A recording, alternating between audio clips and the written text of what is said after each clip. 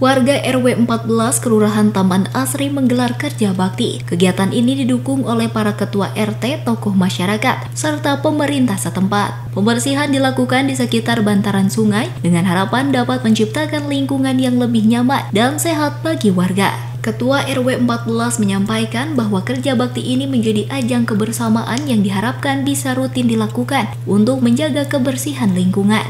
Alhamdulillah pada hari Minggu ini warga RW 14 Taman Asri didukung dengan para ketua RT, tokoh masyarakat bisa melaksanakan kerja bakti. Semoga kedepannya dengan kerja bakti ini meningkatkan kegiatan rutin yang menjaga kebersihan dan kebersamaan warga, khususnya warga RW 14 Taman Asri.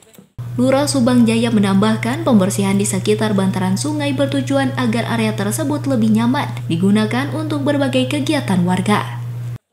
Hari ini kita bisa melaksanakan kerja bakti bersama dengan warga RW 14 di seputaran lapang publik dan sekitar RT 9 terkait dengan untuk pembersihan di seputaran bantaran sungai supaya kelihatan lebih nyaman dan mudah-mudahan di lapang publik juga lebih nyaman untuk kegiatan berkumpul warga dan berolahraga warga.